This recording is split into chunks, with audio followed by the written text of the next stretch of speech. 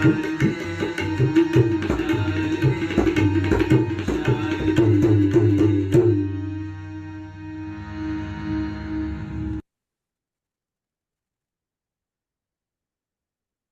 you, Jai sir and Chandrasekhar sir. So let us begin on this auspicious note. It gives me immense pleasure to announce that the first session will be led by none other than our esteemed mentor, Dr. A.K. Sharma, who has been instrumental in organizing numerous enlightening sessions for us. Sir is a distinguished educator with remarkable career and numerous accolades. He holds multiple advanced degrees, including MSc, MEd, MBA, and PhD. Currently serving as the Regional Education Officer for North and Northeastern region, he has also held the position of Assistant Commissioner at Kendriya Vidyalayas for 3 years and has an impressive 19-year tenure as a principal. Sir's achievements reflect his dedication and significant contributions to the field of education. He was honored with the National Award in the year 2006 by President of India, Dr. APJ Abdul Kalam, for his outstanding contributions to education and the holistic development of pupils. He also received the National Award in the year 2019 from Padhega India to Badhega India for his efforts in advancing education in India. In 1995, he was awarded the KVS Incentive Award by the Honorable HRD Minister Shri Madhavrao Scindia for his exceptional performance in education. His innovative contributions were further recognized with NCERT National Award for Innovation in School Education in the same year. Among his numerous accolades, Dr. Sharma received an International School Award from the British Council in the year 2010, the Green Award in 2011 by the Institution of Engineers, and Eco Reviver Award in the year 2010 by Green Corps. The list is endless. He was bestowed with the World Hindi Sahasrabadi Samman in 2000 by the Vishwa Hindi Sammelan, the Indira Award in 1999 by the International Association of Educators for World Peace, and multiple Best School Awards for his leadership at various Kendriya Vidyalayas. Dr. Sharma has been a key figure in numerous prestigious initiatives, including coordinating the Tagore Mahotsav at an all India level and being a member of Faculty Project Learning Institute conducted by Oracle. He received the Silver Zone Performance Excellence Award in 2017 from the Silver Zone Olympiad. Having trained over 50,000 teachers and around 1 lakh students and actively involved in NCC, Scouts and Guides, and NSS as an officer, Dr. Sharma is an educator, innovator, researcher, guide, and speaker of high repute. So please join me in welcoming Dr. A.K. Sharma, who will be leading today's session on the topic Problems and Issues Related to Coordinators. Over to Sharma, sir. And I request you all to kindly put your microphones on mute so that there are no disruptions during the session. Thank you. Thank you very much, Dipali, for such a lovely words, beautiful words. It's an honor, sir.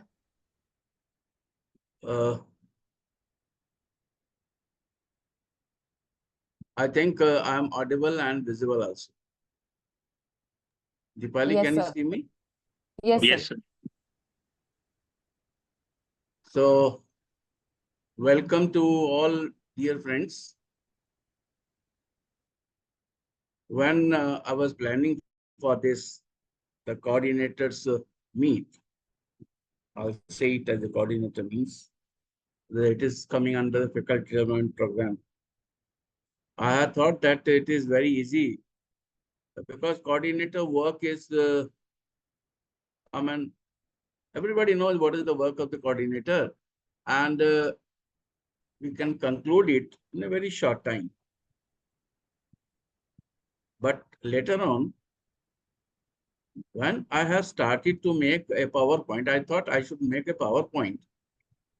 At that time, I was shocked to see that so much literature is there, so many things are there, and the coordinator has to do so many things. I was surprised and I was thinking whether the coordinator knows all these things that he has to do. So before starting the coordinator's job, issues, problems, discussions, I like that you all participate in the discussion actively because it is very interesting. I'd like to ask few questions from you and please answer them. Don't worry that what the others will say. How many of you, because you are the acting as a coordinator, how many of you are given duties and responsibility of coordinators at the time of joining? How many of you are given? Anyone? Any response? No response? So not exactly when we joined, but at later stages. Later stages they have given. Yes. So, Ranjita Bhatia. Yes, sir. Ranjita, can you tell me in brief what is the what is the duty of the coordinator? What the coordinator used to do? Sir, on it's a duty which is more like a mediation between the Soma stakeholders. Ghosh, please, Soma Ghosh, please mute yourself. Soma Ghosh, please mute yourself. We are listening you. Ma'am, मैं शांतन, मैं junior. Third year, third year today.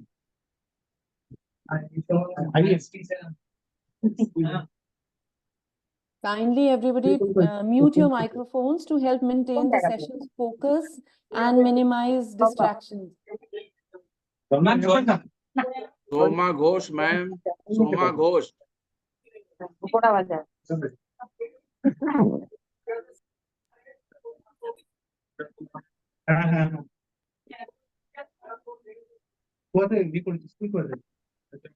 Sir, maybe you as a host can try to. Host, I'm not the host. So host is requested to eliminate those who are not Sir, listening. now it's working. You please continue, sir. Unmute. Because sometime what happens that I don't say to all, but generally it has been seen that it is in the working order, it is working and you are not there. So please, we don't expect such type of behavior from the teachers. So Ranjita, tell me.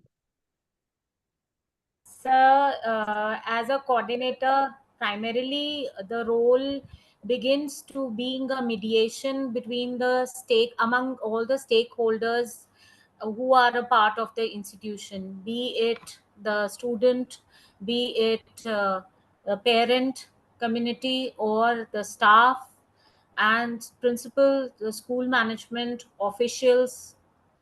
The primarily it's like a mediation Very good. apart Thank from many other roles that they are playing, but majorly I believe they are their job is for mediation.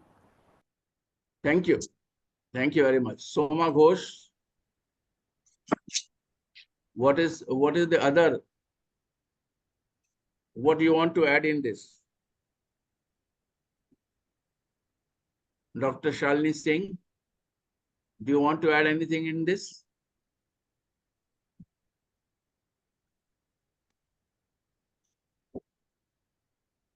Anyone who want to add? So coordinator is actually a link between the management and parents and students. It is actually coordinating everything in between. Students have a problem of any sort, they go to the coordinator. Teachers have a problem with the students, or a class teacher has a problem with the student, they go to the coordinator. and say, okay, this is a behavior problem, any type of problem. So coordinator is actually a link between all the associated ones. Okay, thank you.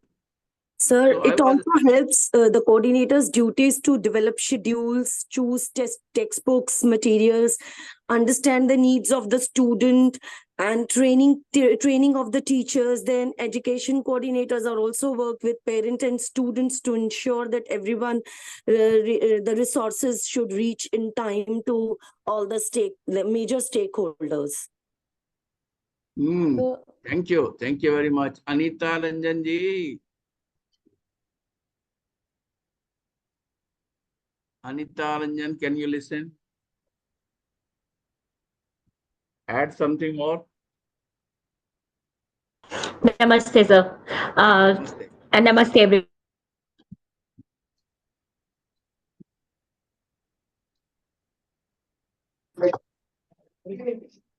Definitely, yes, sir. A coordinate person who would be linked between the principal and the teachers, whereas she is getting all the work done by the teachers, mentoring, helping, guiding. Very good. I was also thinking in the And same lines. coordinating for a smooth functioning of the entire block, whichever comes under her. And so you said something? No, please carry on. Yeah, so she would be the one who would be taking care of the academics as well as the behavioral issues, and also in case like the I would say she's a link, basically she's a connection between all the teachers and the management, the principal. I would not say parents, because parents come in direct contact with the teachers first. Whenever the teacher would need a help, the coordinator should be always available to give that helping hand. So from my side, she will be a mentor, guide, and a great support, and she will be coordinating with everyone, all the parties concerned, for a smooth functioning of the school as well as the academics. Very good. I was also thinking they're in the kind same of a lines. bridge between the school management, principal, and the stakeholders. So they're quite a challenging job. So they have to manage diverse expectations like, communication and handling any kind of conflicts or, planning. There's so many things that they have to do. Sir, namaste. Can I say something? Please. Sir, in a nutshell, if I'll say, coordinators are the trunk of the tree, which are managing between the leaves, the stems, and the roots. Hmm. Everything, whatever comes through the management for the children, for the faculties, they have to deliver. And what is coming from the parents in the form of, it might be clouds, it might be rain, it might be sunlight, anything, they manage everything, and then again through them it goes to the management even. Beautifully, you explained all the things. Thank you, very sir. much. So, in the similar lines, I was thinking that I'll prepare something for the coordinators for 5 slides. I'll discuss, and 1 hour will be completed. But when I started to make slides, I was shocked. Oh, coordinators used to do so many things. So before starting slides, 2 more things I'd like to discuss with you. The one is about PISA, PISA. How many of you are familiar with the PISA? PISA. Ranjita ji बोल रही हैं, हाँ बताइए Ranjita ji, what is PISA? Sir, I cannot exactly define, but yes, I'm acquainted to the system, which is an indicating tool, methodology adopted for the criteria to assess. It is index school assessment, if I'm not wrong, indicator of school assessment. If Okay. I'm not Any other one? Anyone? That it is a program for international student assessment. Very good. Tell me something more about this. Yes. So it is an international study which began somewhere in the year, I think, 2001-2, and it aims to evaluate education system worldwide by testing the skills and knowledge of teenagers, like 15 students, like 13 to 15, 16 years of age worldwide. 15 plus. Yeah. Okay. So PISA is a program, as rightly said. Thank you very much. It is a program for international student assessment.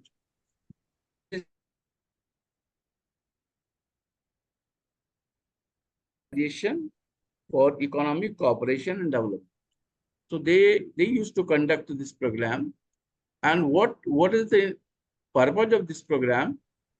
This is just making the where the countries stand as far their education standard is there. So in 2019,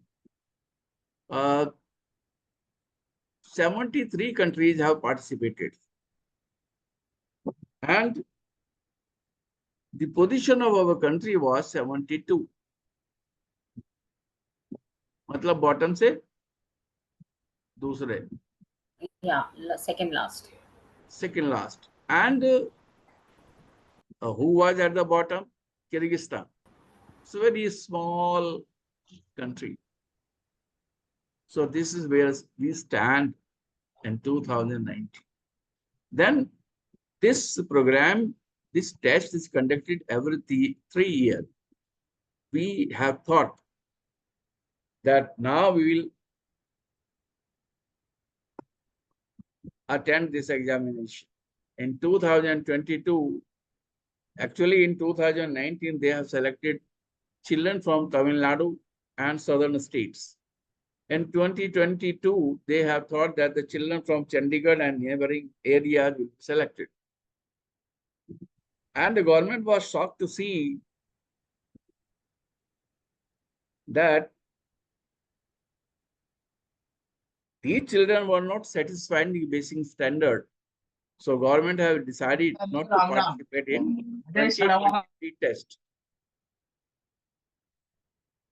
So at present, this year means last year, we have not attempted for this.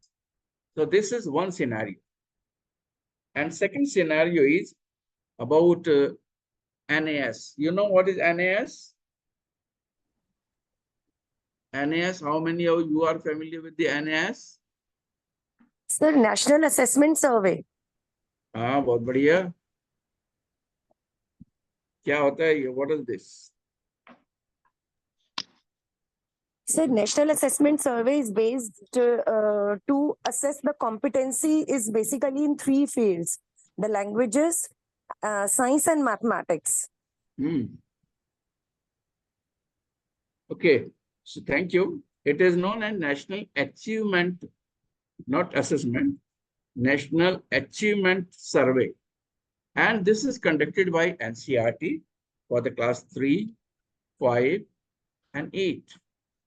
And in the initial classes, language, mathematics, and EVS is taken. And in the 5 and 8, the language, science, mathematics, and certain reasoning questions are taken. So this National Achievement Survey says the condition of our students in general. And it has been said that our students' standard is very, very low. For this, you can take the help of National Achievement Survey, NCERT, जाके उसको पढ़ लीजिए क्या हालत थी. So जब ये दोनों मिल गए, गवर्नमेंट ने सोचा ये तो बहुत बुरी हालत है. The standard of our education is very bad. So they have decided to float one national education policy. And national education policy, I'll not discuss. National education policy, you all know, 2020. And after that, there was sea change in all the spheres, all the stakeholders, of education. So I have selected this one. I had not thought that this much can be there. So the coordinator function, that is, I feel, what a coordinator should know. Number one is Bharati Vidya Bhavan policies and procedures. When I talk about the policies and procedures, the meaning is that we have to know about Bharati Vidya Bhavan, number one. Number two, policies and procedures of your school. What is your school vision, mission, how the admission is being done. Whatever class you are taking, you should know everything about that class as far as the procedure is concerned. The second thing is about the leadership skill development. Third, time and resource management. Fourth, curriculum understanding. Fifth, technological integration. Continuous professional development. Pedagogical training. Parent and communication, community engagement. Collaboration, networking. Continuous professional development or crisis management. So many things are done by coordinator. I had never thought it. When I was making a presentation at that time, I had read all these things, and I really hats off to you that you are doing this wonderful job and flawless job. So today we'll discuss it one by one. I don't think I'll be able to discuss all, but in some cases we'll discuss the surface, and in some cases we'll discuss detail. The first is Bharati Vidya Bhavan policy and procedures. I'll not discuss it. You all know that about the Bharati Vidya Bhavan. We believe in Sanskrit and Sanskriti, and rest what is the policy, what is the procedure of your school admission unit. So the first is, we are coming here, the leadership skill development. I'll tell you a very interesting anecdote that happened with me when I was the principal of Kendriya Vidyalaya. Fortunately, I was also dealing with Sahodaya Vidyalayas, and I was at that time the secretary of the Sahodaya Vidyalaya. And one day, one principal came to me and she has said, "Sir, something very bad happened." I said, "What happened?" She said, "Sir, today the question paper has come, English question paper has come. And the one book we have not even told to our children. We have not taught it to our children. It is of 20 marks, and it has come in the exam. It's a story of some 2006 or 5 or 6. And now the parents are saying that the 20 marks is not taught by the teacher, and it has come in the exam. This was the problem. You can very well visualize and understand as a coordinator, as a vice principal, that what is the nature of the problem and how we have solved it is another story. I'm not discussing a story about it, but I'm discussing here that what happens when the teacher, and this is not a story of a medium school, it is the story of a prestigious school of India, not of one particular town. Prestigious school of India. If you see a 10 school of India, that will be one. 1, 2, 3, mein kahin na kahin aayega. So this is the case. So a coordinator should know about the curriculum. First, that what is the curriculum, how it is being transacted, And for this, there are another so many things are there. Some of you might have attended one Bloom's taxonomy session of Anju Tandon. She has said that how the lesson planning is made, how it is transacted. And every coordinator should know the curriculum sheet, curriculum booklet, so that she can supervise that what is being taught, what is not being taught, everything. And in some schools, I have seen that teachers are not teaching the whole book. They are teaching only selected lessons. It is the duty of the coordinator to see whether teachers are teaching the whole book or they are teaching only selected lessons. Next is about the leadership skill development. I should not say it, but coordinator is made as a leader. Now you have to prove that you are a leader.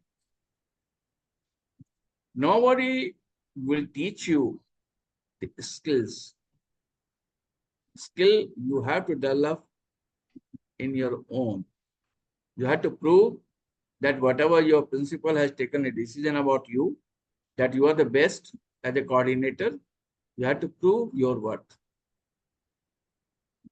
And that comes only by practice.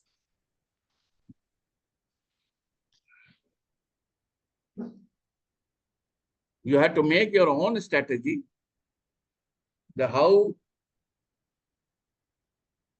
you can be a leader and how you can produce a leader. It is a hierarchy that is going on in the system is that the principal used to make leaders in the form of vice principal, in the form of coordinators, in the form of HM, and they further develop their own leaders.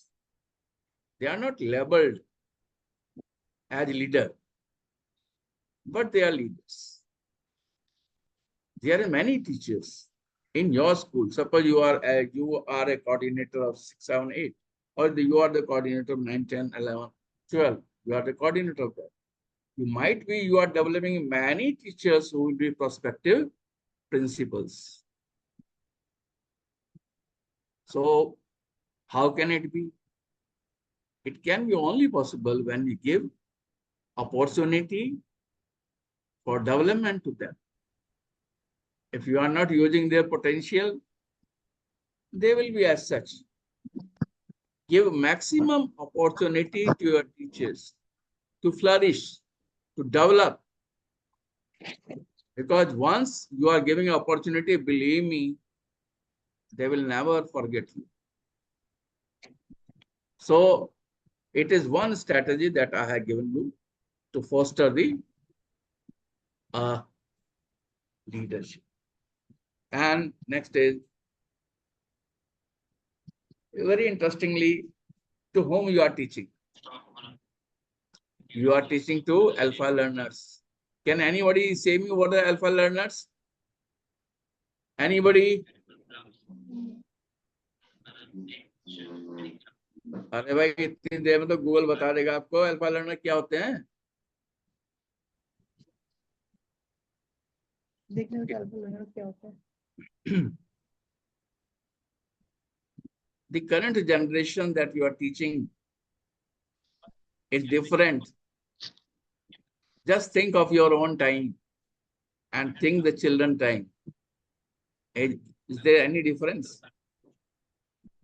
Is there any difference? Of course, sir, there is a huge difference. Today's generation is tech-savvy, born tech-savvies. Born text savvy. I'll take only one. Many differences are there. So Yes. one is born tech savvy, and we are struggling to be tech savvy. Absolutely. So as a coordinator, you have to see that how our teachers are using technology in their lesson. Children having a lot of energy, a lot of potential, a mood swing, so many things they have. And because here we are concerning with technology integration, so they are born tech savvy, whether we are struggling to be tech savvy. हम लोग तो भूल जाते हैं. And whenever we forget, we used to call our children that this mobile is not working well, please correct the mobile. So next is that as you know that the principal used to call the meeting of all the coordinators, all the teachers, and used to discuss. You also call a meeting of the teachers, open dialogue with them, and be ready for the criticism. Because it is human nature that we get a lot of pleasure by criticizing our boss.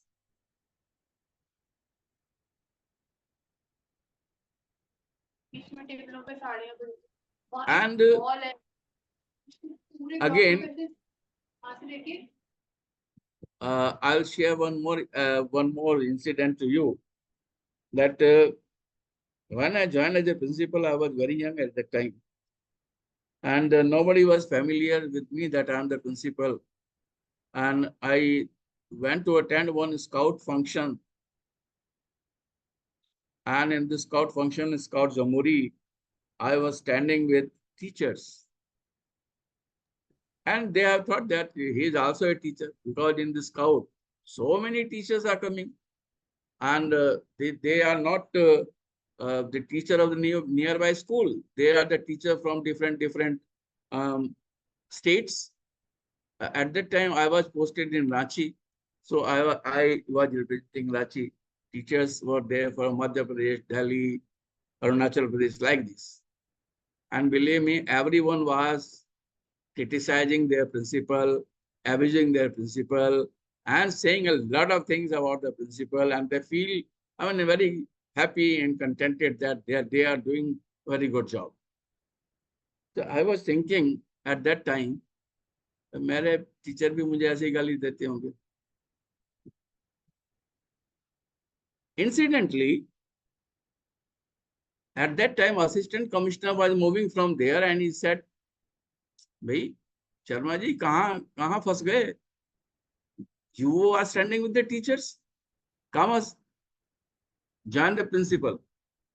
At that time, all the teachers know that he is principal. He is not the teacher. So when I came back, so they were looking to me like a stranger. So believe me, it is the human nature, and remain always contented and ready for the criticism. Take the feedback from your peers. It is very necessary. From your juniors also. Sometimes I also ask from my friends, and they give me a lot of tips for the improvement. Then listening skills, active listening skill. It is very, very essential.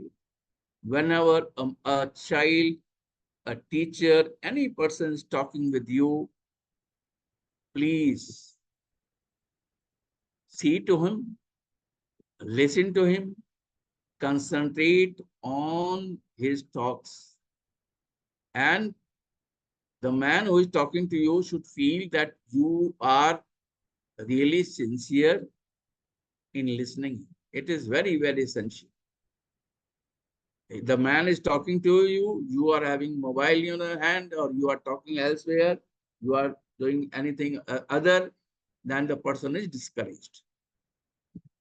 So be attentive during all the meetings, during all sessions, during all collaboration, cooperation. Be active, because it active make you a habit. If you are active, you are energetic, make energy as a habit. I have seen most of the primary teachers and primary in charges are having this habit.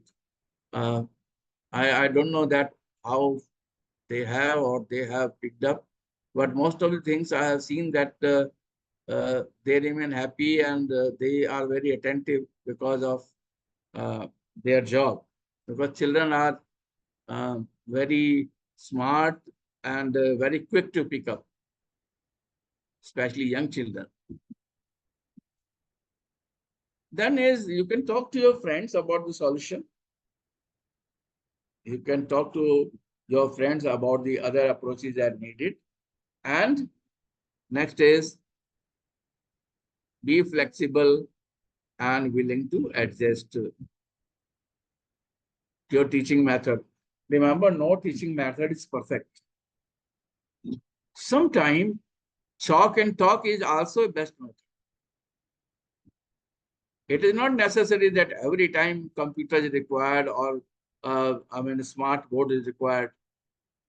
Maybe that sometime I have seen many teachers, they do wonders with the chalk.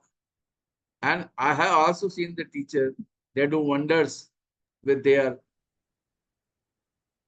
gestures, talking with the children. कहानी सुनाते हैं बहुत अच्छी. So that depends from person to person.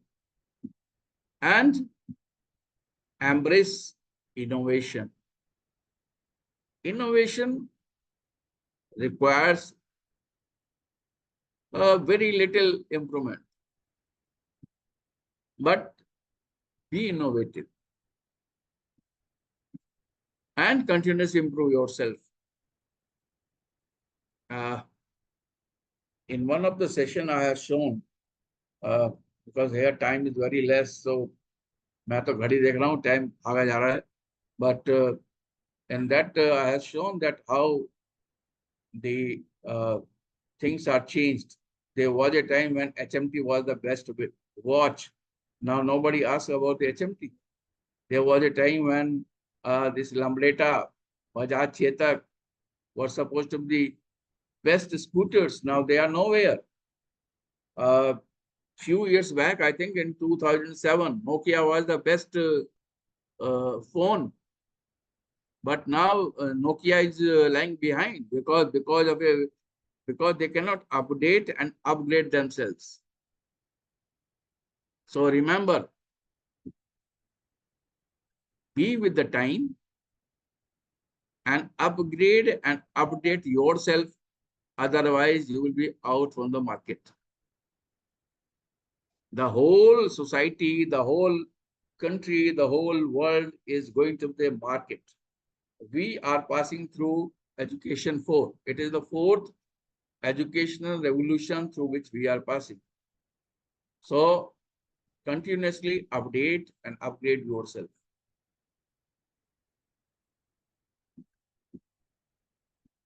Next is about short-term goals, about the long-term goals. Suppose you are the coordinator of your class 1 to 5. Then for class 1, what are the goals? 2, what are the goals? 3, what are the goals? Separately make the goals for your team and analysis them after some time.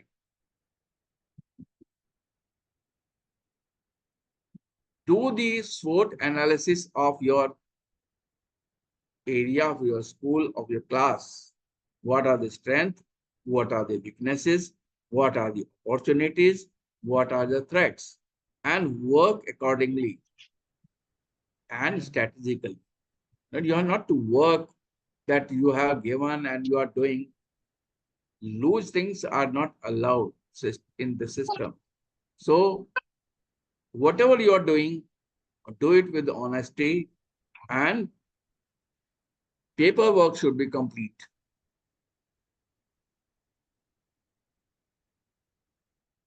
So this is about the teacher leadership. Then we are coming to the curriculum understanding, that I have given you one anecdote about the curriculum, but other things are that we should know the learning standards, unit and lessons that we are teaching, assignments, projects, material that we are using. So I'll not take much. Assessment is very important, and in your system, there is one assessment which is known as SAFL. SAFL. So maybe that some of you might be knowing what is SAFL. So can anybody say me what is SAFL? I can say there are few names are Saroj Sharma ji. Saroj Sharma ji, are you there? Chandrasekhar, are you there?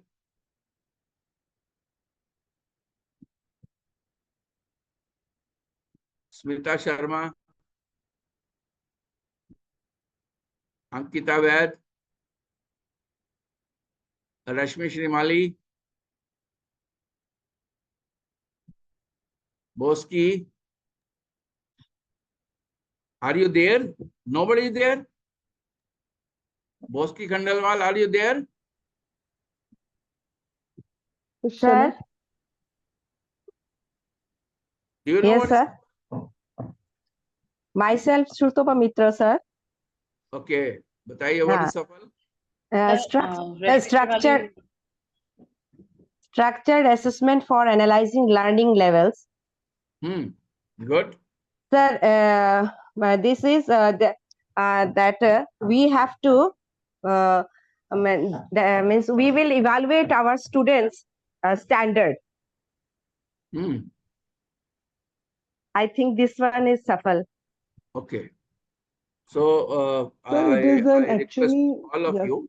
Sir, it is an Please. actually assessment process for the students for classes 3rd, 5th, and 8th. And I think our school is applying for some this year for one class we are trying, I think, sir. Who is speaking? I cannot see your face. Sir, I'm Ruchi Malik, sir. I've stopped my video because I have to share the screen, you know. So I'm Okay. Ruchi Malik, sir. So I've stopped it. So I'm recording Okay. all this. Sir, So SAFL is structured assessment for analyzing learning. SAFL. And I'll send you a booklet. Please read that. SAFL is having another connection with Nipun Bharat, FLN. There are so many things are there. And those who are dealing with the primary education, they must read it, because it is then in the primary section, Pitara is there, one Pitara that is published by NCRT. So go through the Jadui Pitara. Pitara. So may I answer? हाँ Sir, बताइए. Dipali Agarwal. Sir, SAFL CBSE has set some learning outcomes, and the level, they will be checking the level, how much those learning outcomes they have achieved, the student have achieved.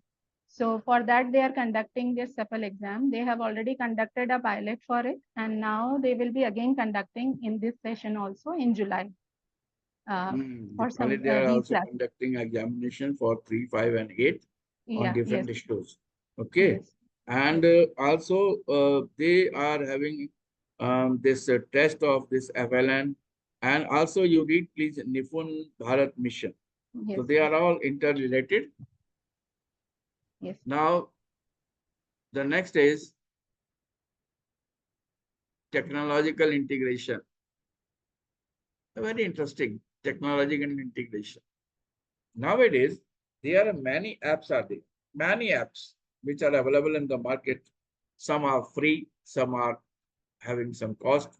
So take the free apps, and through that apps, a number of games are there, and you can develop the creativity and collaboration among the children. with a great knowledge. Some apps, I know there's 1, 2, 3 numbers, Elevate, MathSkit, Epic, Lightboard, abcmouse.com, and of course, YouTube, Khan Academy. There are many are there. You can see anyone. They mostly they are free, but use it. You should know how to use. Using of these is an art, because you cannot use the full video. You have to cut down it standard. You can also modify it, so that you should know how to cut down the video, how to use the video, how to modify the video according to the interest of the children. And for this, you have to learn the technological integration. And finally, training and publishing the new knowledge. Now the next is pedagogical training. ये बहुत लंबा है, यही अपने आप में 1 घंटे का सेशन है. A number of pedagogy training are there, and pedagogical training are not essential for us. It is also essential for you. As a coordinator, you can have a small training of your teachers, maybe 10 teachers, 12 teachers. You can have a training for them in the constructive way, collaborative way, integrative way, reflective way. And for this, you are not required any other resource person. You can teach, give them, yeah, you have to the approach of teaching for some time at any time. So this is the different type of pedagogical training, you can say. Coordinator should know about the lesson planning. Lesson planning is a thing that is that's a very weak area actually, because I have seen mostly in most of the schools, they are using old format. So please use the new formats. Wherever I am going for the inspection, I am supplying them the new format, where the learning outcomes are there, where the technological integration is there, where so many things are there. So new one based on this Bloom's taxonomy. Lesson planning, curricular development, then assessment evaluation. I have already discussed with you. Classroom management, very interesting classroom management. That is because as a coordinator, you have to see the classroom of the teacher. So what you have to see in the classroom. ये बहुत interesting है. 4-5 point में लूँगा, then I'll go back. So I have with me Ankita Vaid. Ankita Vaid, can you explain what do you see in the classroom? Ankita Vaid, you are not listening to me. Pooja Paliwal. Pooja Paliwal, Antima Jain. This is Antima Jain, sir. Yes, please let me know. Sir, classroom management actually includes the management of the classroom properly, including all the aids which a teacher is using while teaching the class. In a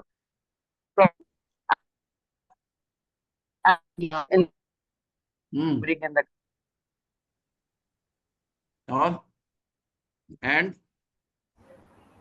So we can also say the structure of the class, the arrangements, how they are, the setup. I mean, structure arrangement. I mean, is yes, the a setup of the classroom also facilitates these kind of management processes. It's not just delivering a lesson, but it is also how the children are sitting as a group or as a pair. Like different pedagogies can be followed through that. good. The classroom management is not having only one thing. The classroom management, you have to see from the starting that number one, how is the furniture is being set. Number two, what is the condition of the furniture? Is it broken? It is okay. And is there any nail which is piercing like this? Number 3, you have to see the condition of the blackboard, smart board, or what is there. And accessories are in order or not, working or not. Because if everything is there, but it is not working, it is of no use. So that also you have to see. Then next is how the children are sitting. How is their bag placed? I have seen most of the classes, the bags are placed on the table. So half of the table is being occupied. Or sometimes they are having bags on the back of the chair. So they are occupying only half of the chair. So this, I mean, as a teacher, as a coordinator, you have to see that how many space is there for the children to move? How much space is there for the children to sit? Then how the teacher is teaching? Because the first 5 One minutes. more thing I would like to add. One more thing, the print-rich environment, the display boards, very important. Yes, very good. Any other? So maybe some of the supportive activities and all the resources that are put to use makes it more effective as a part of classroom management. Even the Yes, well-being of the students. yes. You have to make your lesson interesting. Anything and everything that creates a conducive environment for the It classroom. may be it any way. It may be by the story. It may be by the toys. It may be by your audiovisual Yes, sir. aid. It may be by the games. Whatever things are there. But you have to make your classroom interesting. So you can Classroom use should be lively, sir. lively. Yes, Yes, it's a very good word. Lively. sir. It's Lively, sir. Yes. And in the primary, if the silence is there, I feel that silence means that no work is going on. So the class should have the energy. Energy should be channelized in the primary students. Otherwise, they will be lethargic and they will sit. So for this, you can use parents' help. You can also use the community engagement and literacy and numeracy. I have already told you, FLN, that is a lot of work is going on this, and collaborative learning strategies should be developed. That is, if collaborative means that collaboration of 2 teachers, 3 teachers. Okay. Then is environment sustainability, very important. The environment should be proper. Sustain means environment should be proper. Next is about the cultural competence, professional ethics and standards. When we talk about the professional ethics and standards, can anybody let me know what do you think about the ethics and standard? Only one? So discipline. A discipline and Norms of the norms and rules and regulations of the school. Classrooms, rules. okay. So it's Professional. it's When we are also talking about about the professional ethics, we are trying the professional ethics of both of child and teachers. Here the teachers are there. Professional ethics is for teachers, but we have to take care of their standards also. Then we are coming to next is special education and individual instruction. That is inclusive education, special education is to be given. School policies and procedures, I'll take only point. Administrative policy, if you are connected, take those into your hands. Academic policies, you are very much concerned, you have to take. Then student conduct and discipline, you have to take. Safety and security, very important, because I was discussing with a group of parents somewhere in some school, and I had came to the conclusion the last is that parents are saying, sir, if my child is coming back to my home safely, I think it is the good education. So see how the parents used to interpret about the safety and security. They want that their children should go in the morning with the hale and hearty, and in the evening they should go in the hale and hearty. So whatever they are reading in the school, that is a secondary thing, but first is safety and security. So it is very essential. Now next is health and wellness, attendance and absence, technology use, financial management. Most of you are not involved in it, but it is for you. Equal opportunity and non-discrimination, legal compliance. Ritu, Ritu Sagal, Yes, sir. Yes, sir. legal compliance क्या करेंगे? What is the legal compliance? Legal, sir, according to me, legal compliance is something.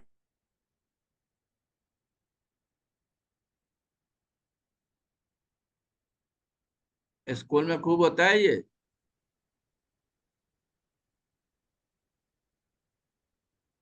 Sir, legal. Am I audible, sir? Am I Yes, audible? yes, I think yes, I'm yes. breathing Your in voice between. is coming. Sir, am I audible? Yes, yes.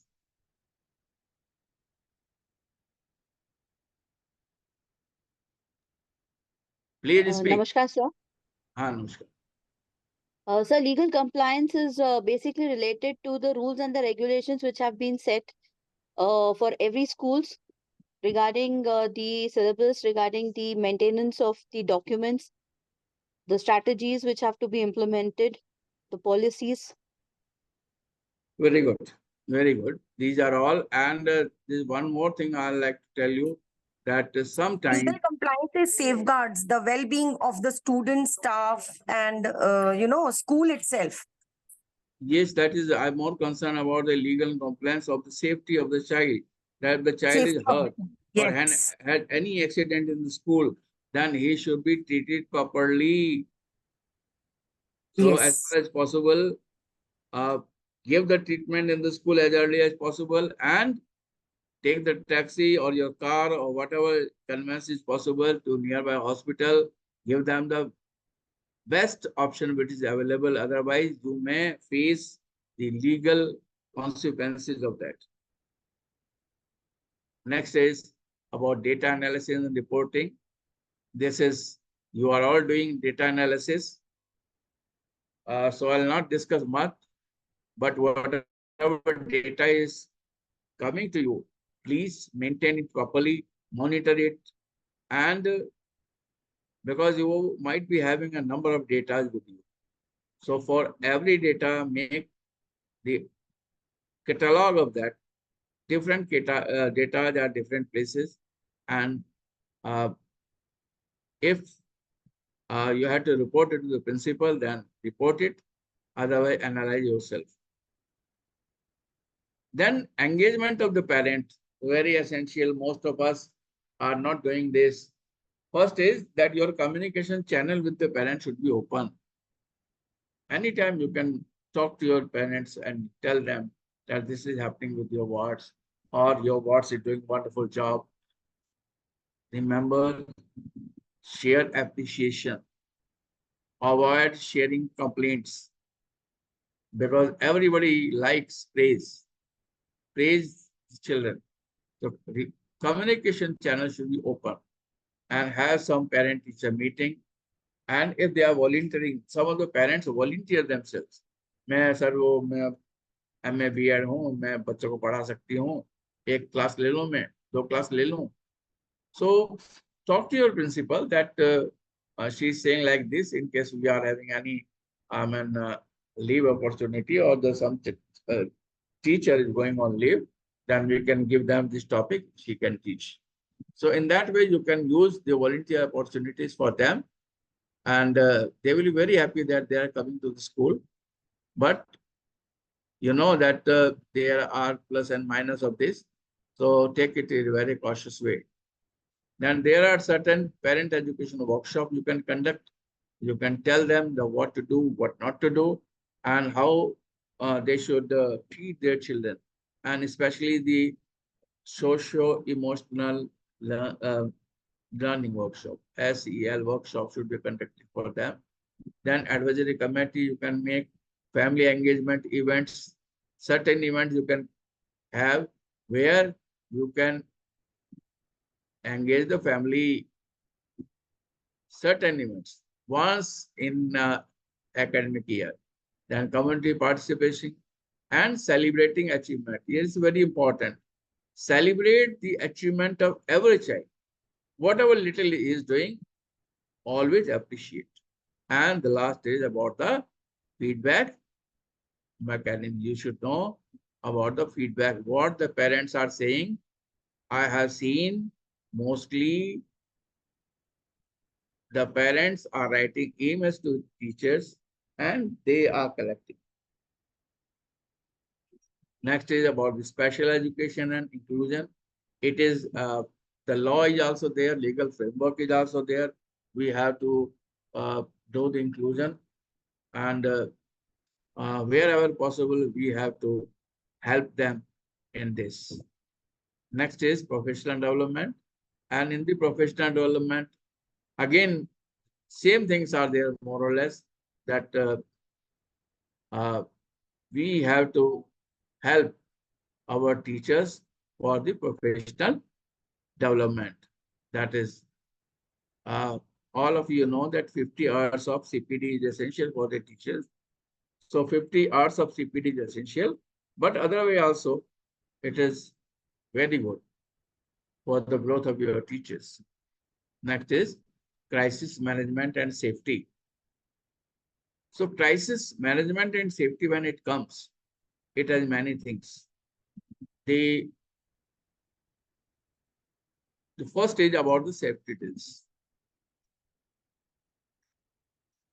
You know, I know and I remember that most of the school used to do safety drills, that you have to evacuate the school, how many minutes will take, or you have to evacuate a particular part, how much time will it take, or in case of fire, what will you do?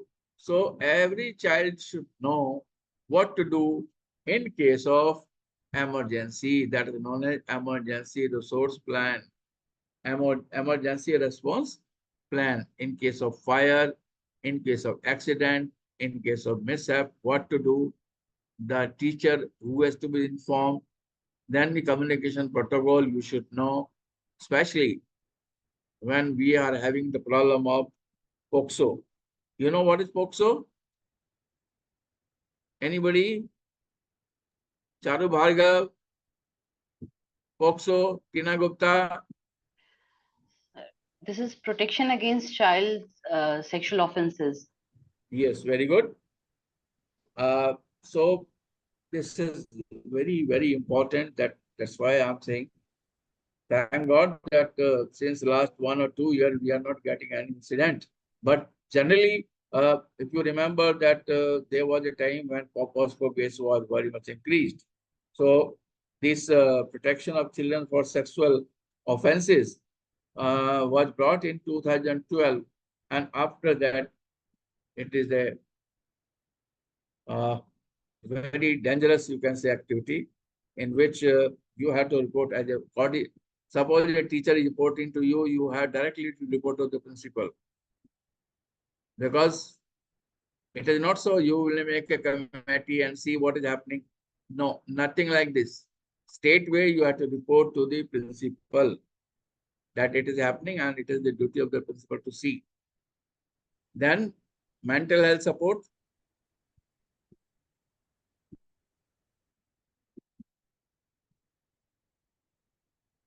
Mental health support is very, very essential.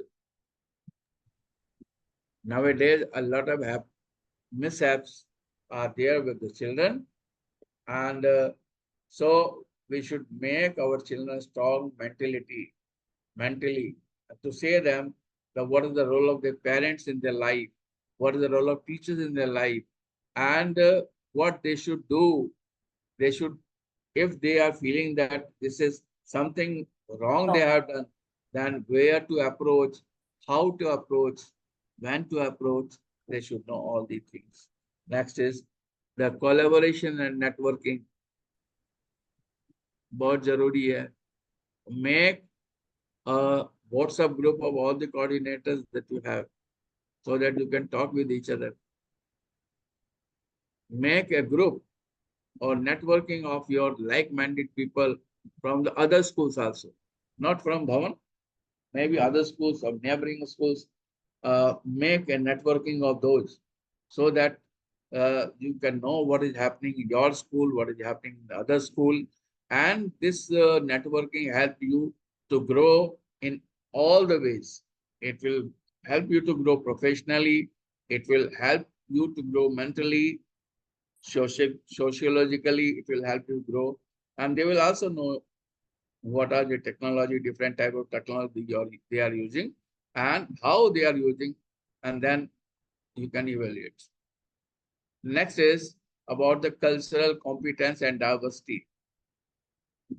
I'll say only one thing, that there is one thing, Ek Bharat Shresth Bharat. In Bhavan schools, we are conducting a lot of activities.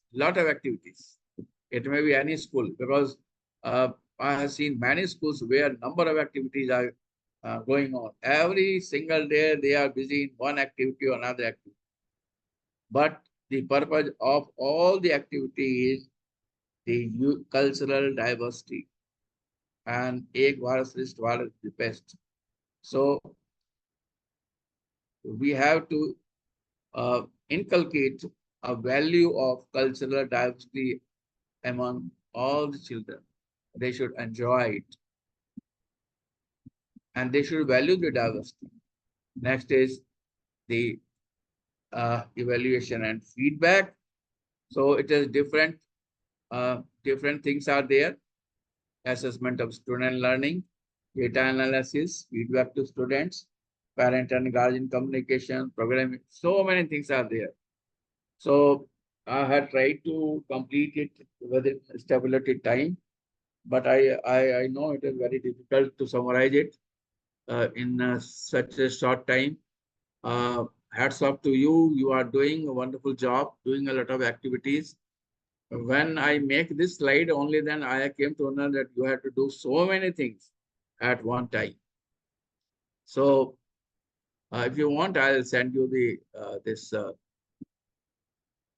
PowerPoint so that you should know what are the different activities that you have to do.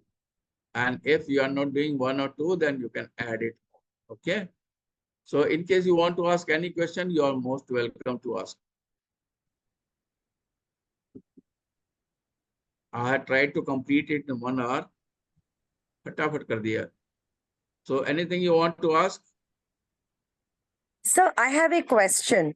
How Yes. to deal with, different temperaments of the teacher while reaching for a deadline? And suppose you are a coordinator and you have a group of teachers where you have few teachers, more experienced in that group. But as a coordinator, the duty is being assigned to you. So how to reach the different temperaments of the teachers to reach out to the deadlines given by the authorities?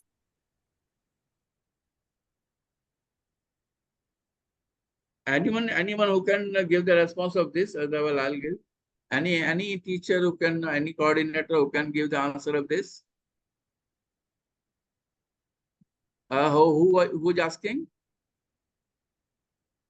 I cannot see your face here. Me, Ritu. Ritu. So who can answer? So I can give the answer if you allow me. Please.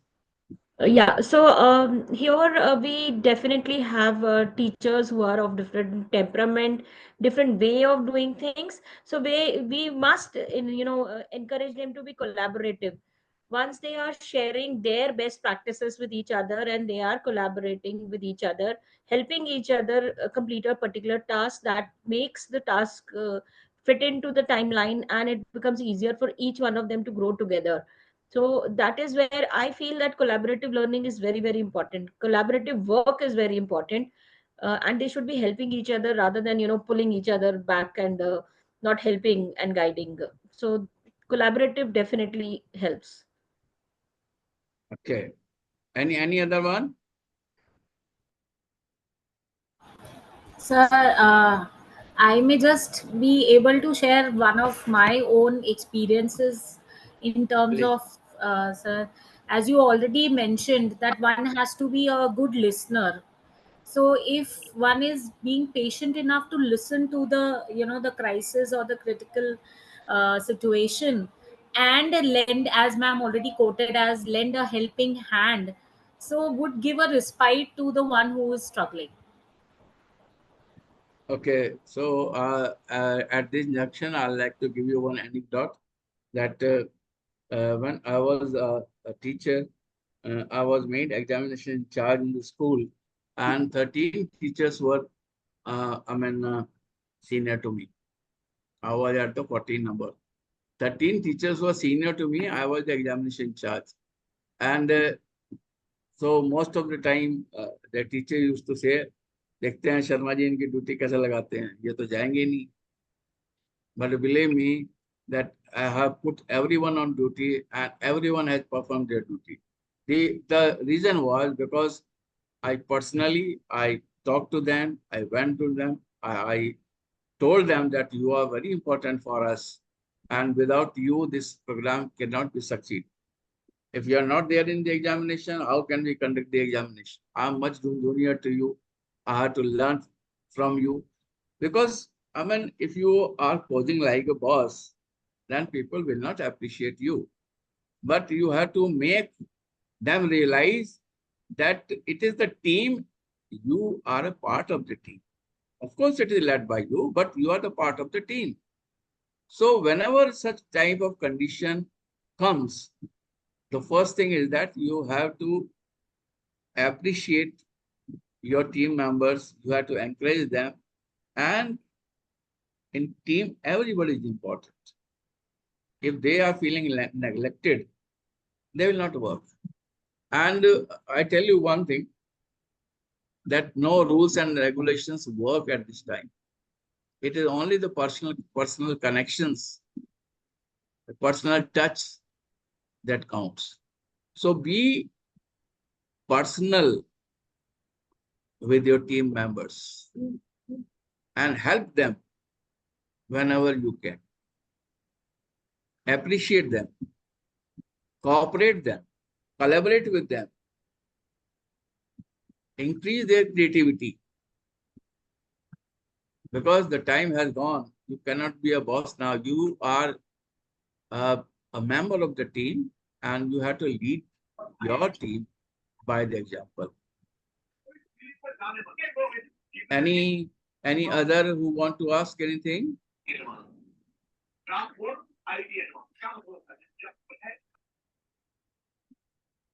Okay, there are 2-3 things that I'll upload on your site. One is about the POXO, about the SAFAL, and about the presentation that you can see from there. And maybe that it is of some use for you. But I'm very happy to see I have studied the duty of the coordinators. And now when I'll come to you, then I feel that I will be better equipped than earlier. So thank you very much. Anything, if you still want to ask, you are most welcome, or you can ask me later on. So thank you, Deepali. Thank you very much. Thank you so much, sir. Thank you for a very informative session. And we really appreciate your insight, how you have recognized the problems faced by the coordinators and shown the deep understanding for their daily struggles. I am sure that they'll all follow the practical advice that you have given. So I would like to invite Srimati Dipali Agarwal to deliver a formal vote of thanks. And I would also like to mention that the attendance link has already been posted in the chat box. So I request the teachers to kindly fill that. Dipali ma'am, are you there? Yes, ma'am, I'm there. Yeah. Namaskar, everyone. First and foremost, I would like to express my heartfelt gratitude to Dr. Anil Sharma sir for his leadership in organizing and facilitating these valuable workshops for the coordinators. Your commitment to fostering our team's continuous learning has a significant impact on our professional development and overall effectiveness. And a special thank you to you, sir, for leading today's session on the topic problems and issues related to coordinators. Your expertise and insight have provided us with a deeper understanding of the challenges as well as practical strategies to address them. The clarity and passion in your delivery transform the difficult material into rewarding learning opportunities for us. On behalf of all the participants, I will like to extend our deepest gratitude for your invaluable time and effort. Your engaging presentation style has greatly enriched our knowledge and equipped us with practical skills that will significantly enhance our ability to address the challenges we encounter in our roles as coordinators. Lastly, I would like to thank all the participants for their active involvement and enthusiasm. Your presence and contribution have greatly enhanced our collective learning experience. We look forward for more opportunities to learn from you, sir. Thank you and have a wonderful day. Thank you, madam. Thank you for the nice words. Thank you, sir. Thank you, Dipali ma'am. Definitely, we'll look for more opportunities. So here I would like to remind the teacher that attendance link is there in the chat box, so they may fill it at their earliest convenience. So we'll soon be beginning with our second session.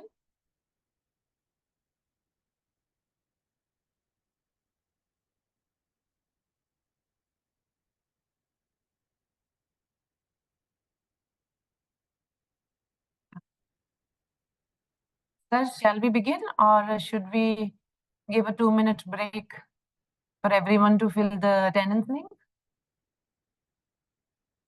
Attendance तो चलता रहेगा madam, attendance क्या है तो होता रहेगा. Please carry on. So our next session will be taken by Mrs. Rashmi Trimali. Let me introduce Mrs. Trimali to you. She holds a PhD in psychology, psychological correlates of diabetes, and an MA in health psychology. She is also trained in psychoanalysis therapy and has over 12 years of experience in teaching and counseling. She is currently working as PGT psychology at Vidya Ashram Pratapnagar. And today she'll be speaking on the topic developing healthy identities, managing emotions, and striving for excellence in life. So she is going to provide us with some valuable insights into these vital aspects of personal development and emotional well-being. So let us welcome Ma'am Rashmi Trimali. Namaskar, ma'am. Namaskar, everyone. Thank you so much for providing me this opportunity, Dr. A.K. Sharma sir and our principal Ajayashree ma'am. So without wasting much time, I'll start with my session. Just let me share the screen with you.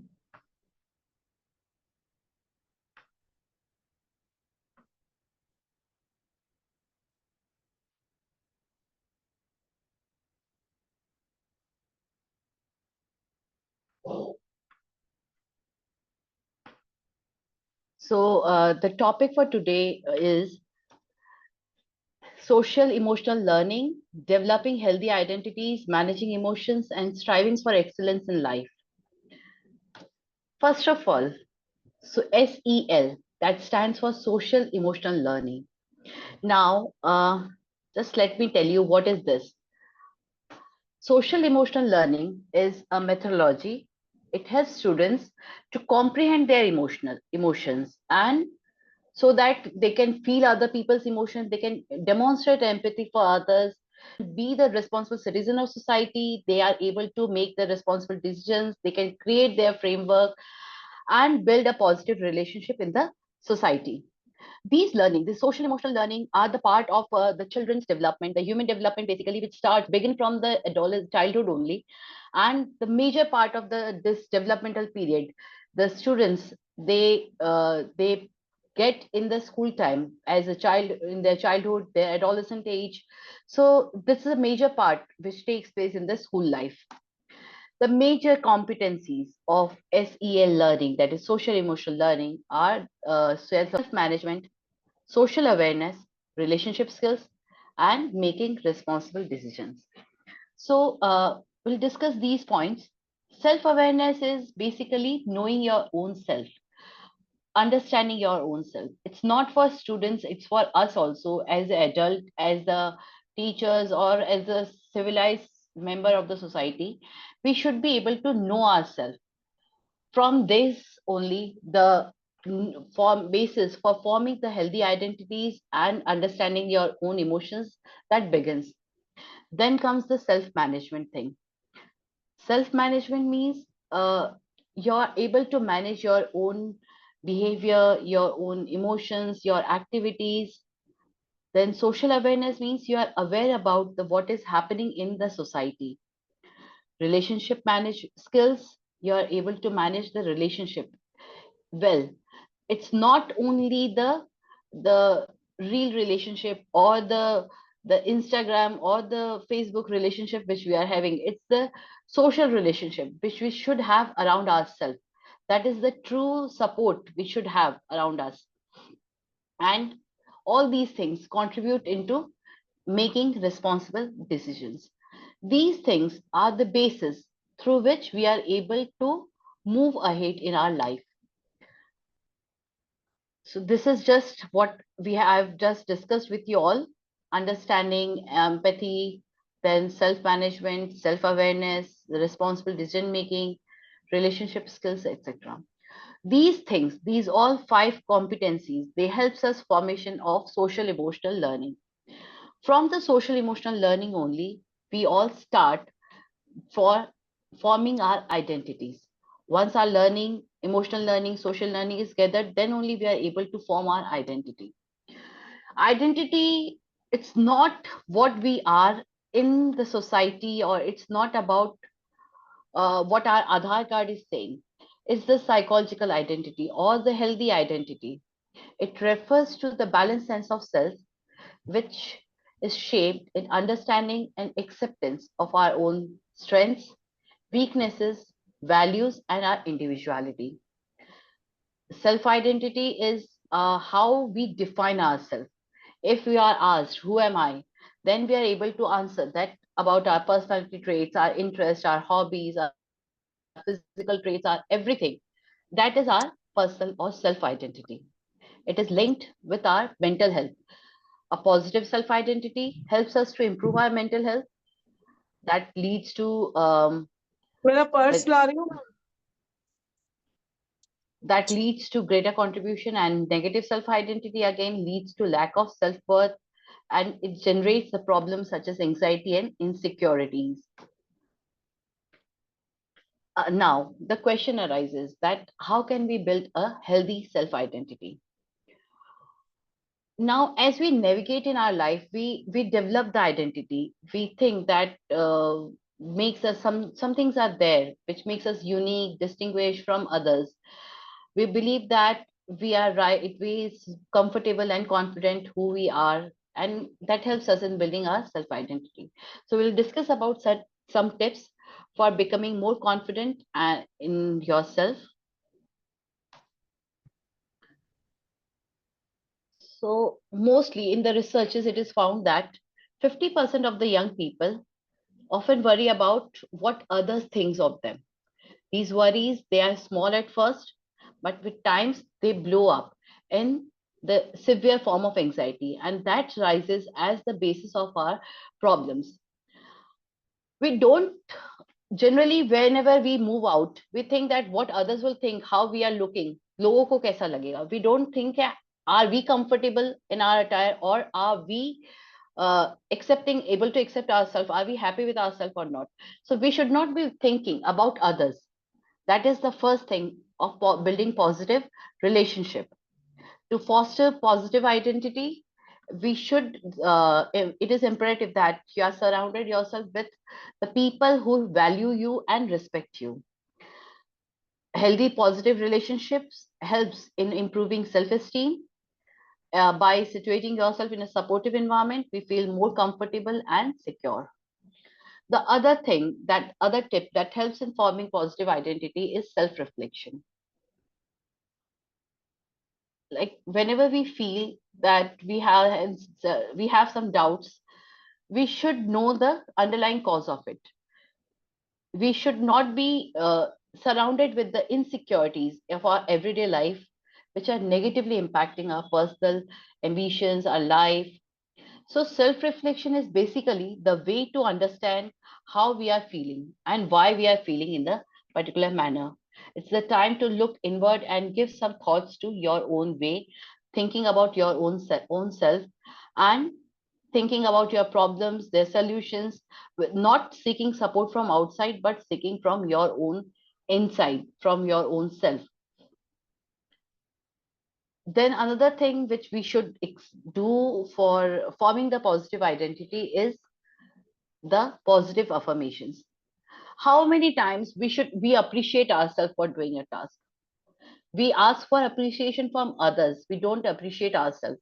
We don't give the affirmations to ourselves that yes, today I have done something good, or we don't pat our back. We always look outside for patting our back. So that is not the actual support. Self affirmation is the technique which helps us to build a healthy self identity. Self affirmations are the positive acts that are used to challenge negative thoughts. It helps us to move beyond self identity. Researchers shows that self affirmations can lower our anxiety and stress. They are beneficial for improving our performances, health, etc. It is just a simple process. All we need to do is giving ourselves some verbal reminders, saying something positive to us in the morning that yes, today is going to be the great day for me, or leaving some positive notes for your own self on your desk that you are looking very happy, you are cheerful, you are good. So these affirmations helps us to build a positive identity of ourselves. And the most important thing for today's time is uh, practicing mindfulness. Mindfulness practices it means the focusing your attention on the current moment. Being mindful means it is beneficial for health condition. It means living in the current moment. You should be able to focus on the right today, time, just now, what is happening, and forgetting the past and future. Just focus on right now, current situation. Just like self-reflection, mindfulness also allows us to take a step back away from stress and worries of everyday life. You guys must have heard about Vipassana meditation. It is a center of yoga meditation. There also this mindfulness techniques is also only followed. Mindfulness helps us focusing on the current environment. It involves relaxing, meditating, concentrating on sounds, thoughts, etc. These during this time we become more aware of ourselves and our surrounding. So these are the few techniques which helps us forming our identity. Now I'll share one video with you that will also show us about the mindfulness practices.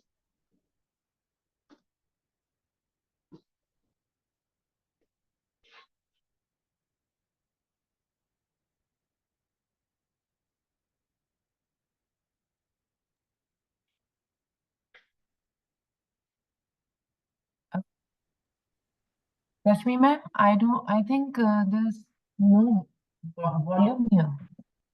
The voice isn't there.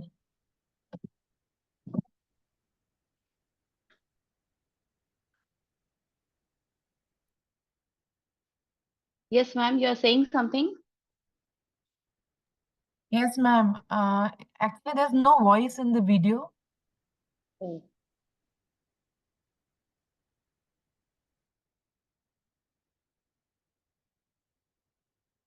I am able to hear the voice, but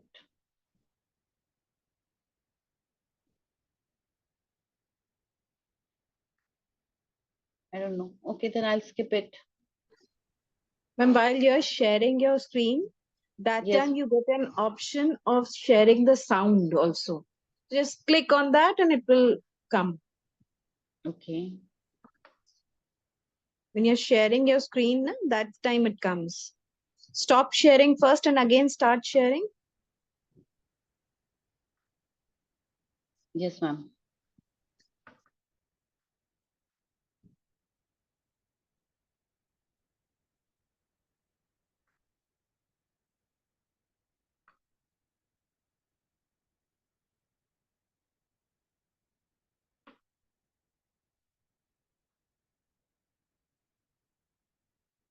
Rashmi ma'am, I can share your PPT if you've got any problem. Just try for 2-3 more minutes or I can share. Yes, yes, ma'am, I'm sharing.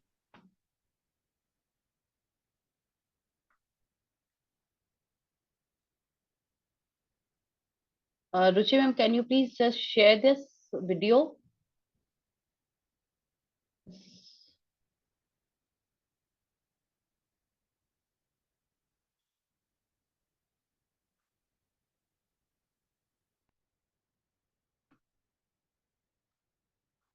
Ma'am, give me 2 minutes, ma'am.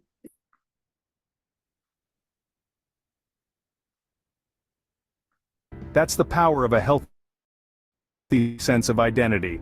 It's more than just knowing your likes and dislikes, it's about understanding your values, your Is it audible now, ma'am? Yes, ma'am, it's audible. You can Imagine start. waking up every day feeling confident, self-assured, and knowing exactly who you are. That's the power of a healthy sense.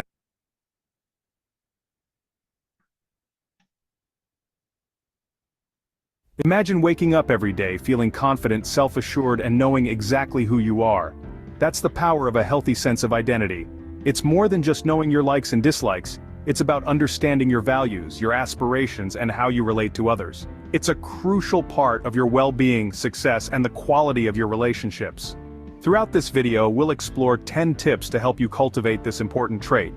Ready to embark on a journey towards a healthier sense of identity? Buckle up and let's dive in. Firstly, self-awareness. This is about knowing your strengths, weaknesses, passions, and values. Picture yourself as an explorer, delving into the depths of your personality. What are the strengths that make you shine? What are the weaknesses you can work on? What are the passions that set your soul on fire? And the values that guide your every decision? Building self-awareness isn't a sprint, it's a marathon. It requires constant introspection and self-reflection. It's about asking yourself the hard questions and being ready to face the answers. Next, we have self-acceptance. This is about embracing all that you are, the good, the bad, the unique. It's about acknowledging and respecting your unique traits, and understanding that these are the threads that weave the tapestry of your identity. These traits, they aren't your shackles, they're your wings. Remember, self-awareness is the compass, and self-acceptance is the journey. Tip number 3, be true to yourself. Authenticity is a key element of a healthy identity. It's about being genuine, real, and not afraid to show the world who you truly are. It's about embracing your flaws and your strengths, your quirks and your passions. Cultivating authenticity means being honest with yourself, recognizing your feelings, your desires, and your values, and living in alignment with them. Now let's move to tip number 4, express yourself. Self-expression is the outward manifestation of your authentic self. It's about communicating your thoughts, feelings, and ideas in a way that reflects your true self. This could be through your words, your actions, your style, your art, or even the way you move. Expressing yourself honestly and openly can significantly boost your self-confidence and reinforce your sense of identity. So remember, authenticity and self-expression are the doors to a vibrant, healthy identity. Now let's talk about boundaries and self-care, 2 critical aspects of a healthy identity. Boundaries are like invisible lines we draw around ourselves to protect our emotions, time, and energy. They keep us from being manipulated or taken advantage of by others who may not respect our values or needs. Think of it as your personal space, not just physically, but emotionally and mentally too. On the other hand, self-care involves deliberately taking time to pay attention to you, not in a narcissistic type of way, but in a way that ensures you're being cared for by you. It's about recognizing when you need to rest, when you need to refuel, when you need to replenish. Self-care is not a luxury, but a necessity. It's an essential part of maintaining a positive self-image and helps you stay resilient in the face of life's challenges. Boundaries are your identity's armor, and self-care is its nourishment. Finally, we have 4 more tips to round up our journey towards a healthier identity. Firstly, let's talk about the growth mindset. This is the belief that abilities and intelligence can be developed over time. It's the fuel for personal development and a key ingredient in shaping a healthy identity. Remember, you are not a fixed entity. You are a work in progress, constantly evolving and improving. Next up is gratitude. Embrace the habit of acknowledging the good in your life. It's about focusing on what you have, rather than what you lack. This shift in perspective can lead to a more content and confident identity.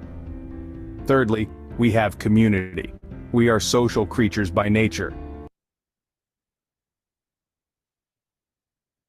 And the company we keep plays a significant role in shaping our identity. Surround yourself with positive, supportive people who inspire you to be your best self. Remember, you are the average of the 5 people you spend the most time with. Lastly, resilience. This is the ability to bounce back from adversity. It's not about avoiding challenges, but rather learning how to navigate them. Resilience strengthens your identity by proving to yourself that you can handle whatever life throws your way. With a growth mindset, gratitude, a supportive community, and resilience, your identity will not just be healthy, it will be invincible. As we wrap up our discussion on cultivating a healthier identity, we want to invite you to be a part of our community.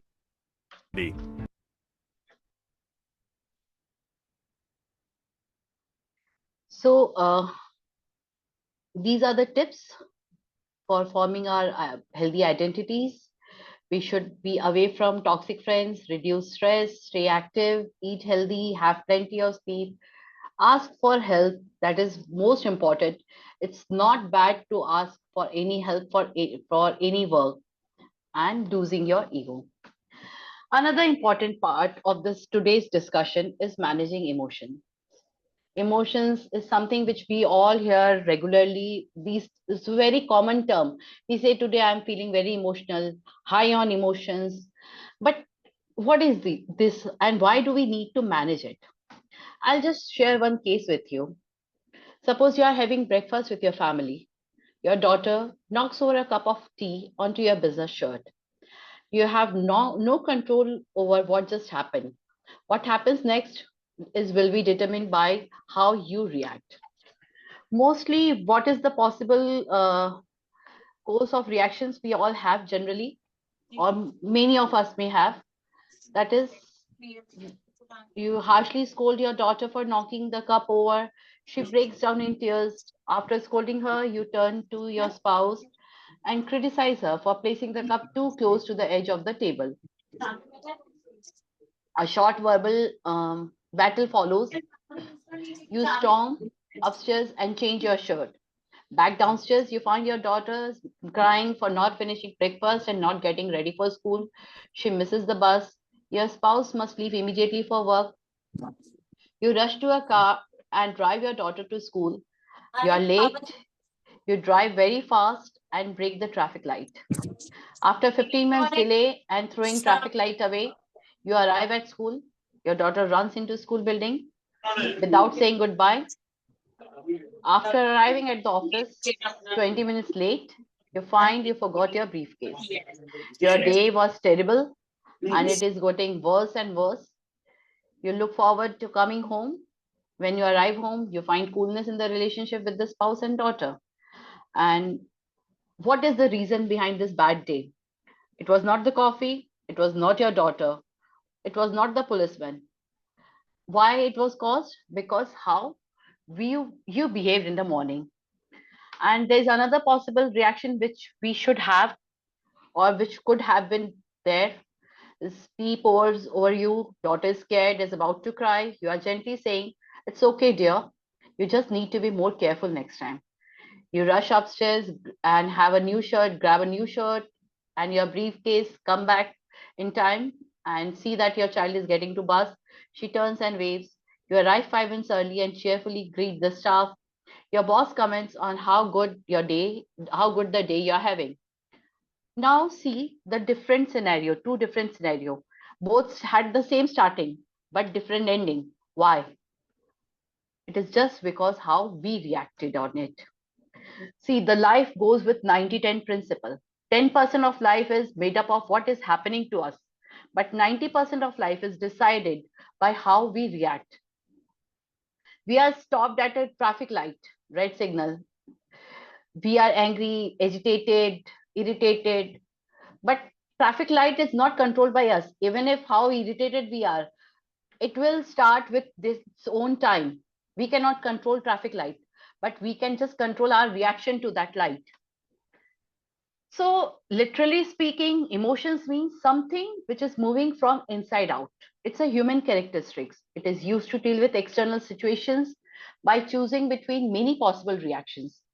We learn emotions from family, from other sources. Many healthy emotional stage can help individual to experience circumstances in more mature way. But at point of time, we human individual experiencing unhealthy emotions also, and it is possible that even the best situation become the worst situation in his or her life. Now the situation and emotions vary from individual to individual. One situation which is healthy for you or which is giving you a positive emotion might not be good or healthy for me. It can give some negative emotion to me. So that is a different thing, different situation and different emotions for different individuals. These are the reactions to anything that happens at every steps. Effort, success, recovery, excellence, they all are affected by the reactions we have towards what happens by just like by our emotions. Now, what should we do in order to deal with our emotional situations or manage emotions? Firstly, we should be ready to take full responsibility for our own feelings.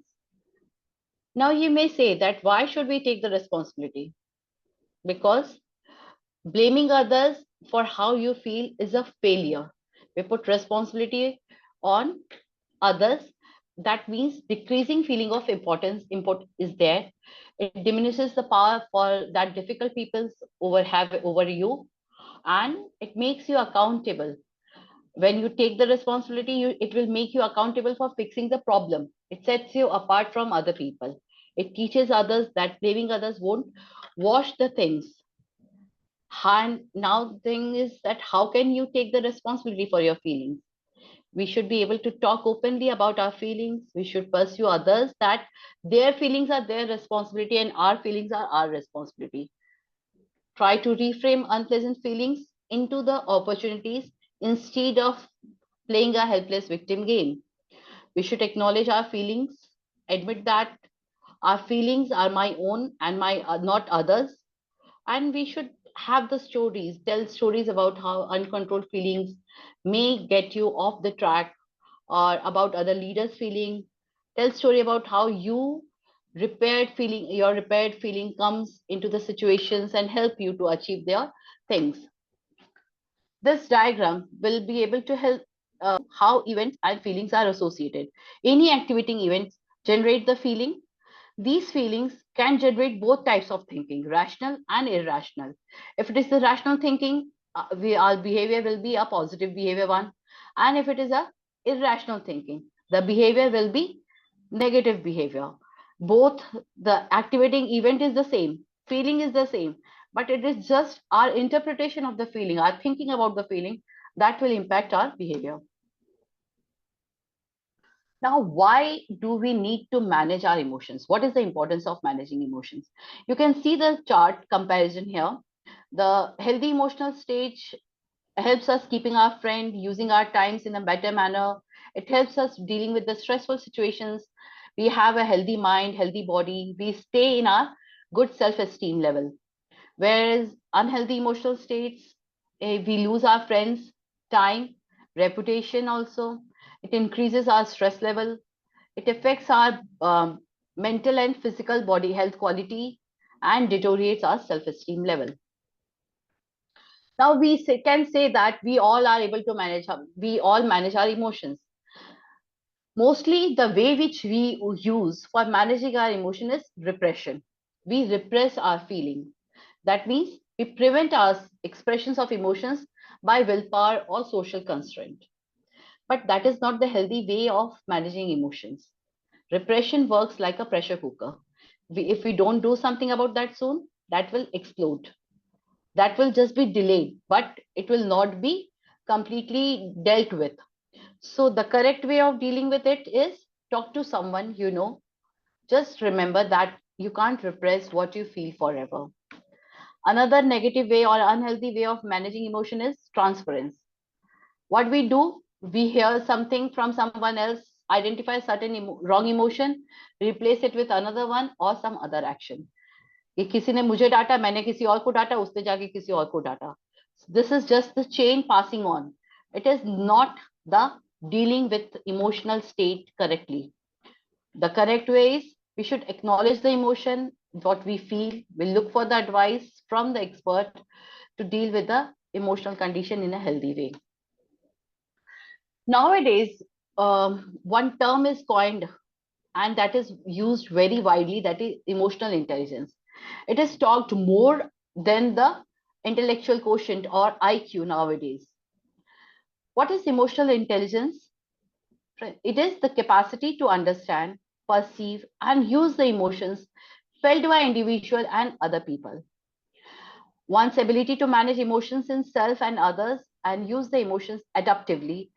This term, emotional intelligence, is developed by Daniel Goleman, and a book is there on emotional intelligence, very interesting and worth that book. So we can understand that nowadays why emotional intelligence is valued more than IQ.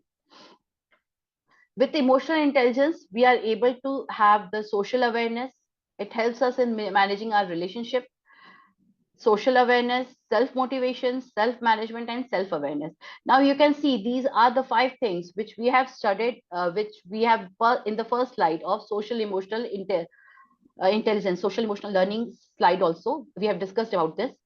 So it helps us understanding other people's emotion, understanding, perceiving and managing their emotions, motivating our own self, managing our emotions, perceiving and understanding the meaning of our own emotions. Why EQ is valued over IQ? Because IQ helps us achieve in the academic success or career or something. But EQ is something that helps us to use our IQ in a better way. People with high emotional intelligence, they remain calm under pressure. They are able to resolve conflict effectively. They are empathetic to people around them and act in similar manner. They are led by example and are more acceptable to changes. They take much better decisions. So now you can see that why IQ is more important than EQ nowadays. EQ, mostly we all have general intelligence level, that is average intelligence. We all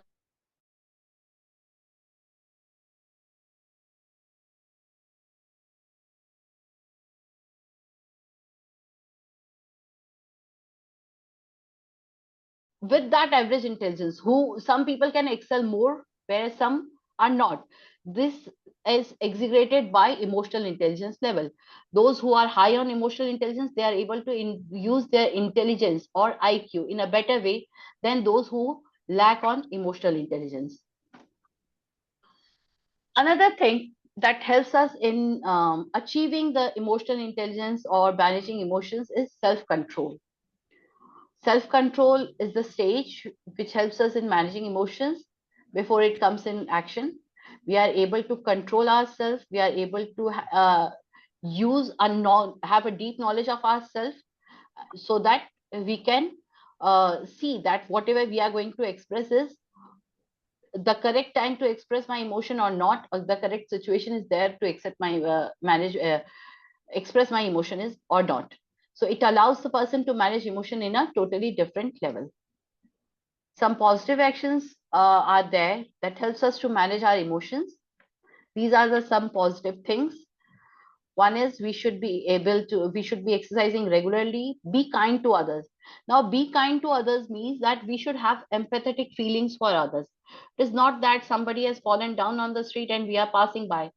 We should be able to help them to get up from the road, and we should check that whether they are hurt or not, able to provide them some help, immediate help. Because when you are being kind to others, somebody will be kind to you and they will help you in your time. Be open and accept what is going on around you. Acceptance is the major thing in life. When we are ready to accept and ready to change, that only helps us to know what is happening in society and deal with the current situation, current circumstances, and that also teaches us where to show our emotions express our emotions and what level of emotional expression should be there. It's good to talk, distract yourself. Many times we fall or we are trapped with some negative things, some negative situations around us. So that time also we should be able to distract ourselves from that particular surrounding or that situation. If we do, we are trapped into that negative circumstances, negative emotions will keep on flooding into our mind. To get rid of those negative emotions, we should distract ourselves from that negative situation. Don't give into the negative thinking. Spend time outside. Spend time outside means you should enjoy the surrounding. Something, what is going on around you? Is it raining or not? How the trees are looking? What is the street traffic? And everything, whatever you are able to see around you, you should be able to watch carefully. You should be able to analyze carefully. Be grateful for whatever you are having in your life. Notice good things in your life and play to your strength. These are the positive actions that helps you to manage your emotions. Now, this thing, the managing emotions, is very important factor in today's world. There are many ways of doing it, exercise and all, which we have talked already about, but meditation and pranayam, these are the two old techniques that helps us to achieve both self-control and mastery over the self. These techniques are very essential in today's world, as we are mostly running out of time. We always are either on the work or managing households and everything. Sometimes in the day, if we have this meditation or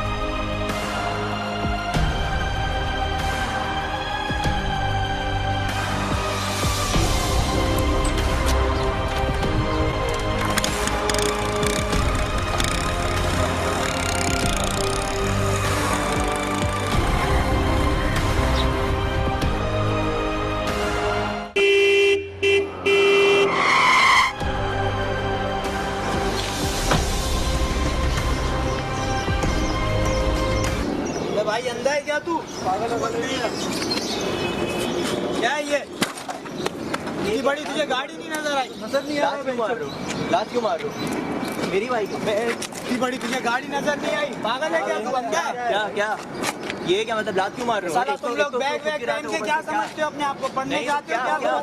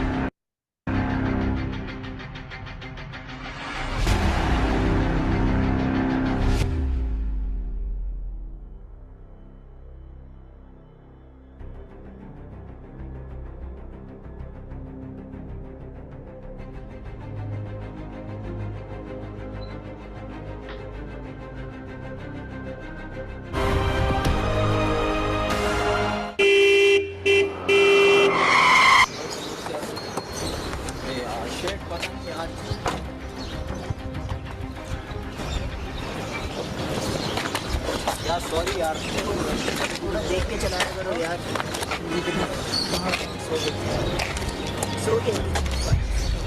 लेके चलते हैं भाई को आप। नहीं यार, आपको लगी तो नहीं चोट? नहीं यार, थोड़ा सा देख के चलाया करो यार, रोड है यार। यार सॉरी, आप भी तो यार अचानक आ गए थे। आई एम सॉरी यार, मैं भी थोड़ा स्पीड में था। I am sorry. आओ आपको हॉस्पिटल लेके चलते हैं यार। भाई को गाड़ी में बिठाओ, लेके चलो। आ जाओ यार, चलो आप, आपको हॉस्पिटल लेके चलो। आप अपने घर वालों को इन्फॉर्म कर दो। बैठो।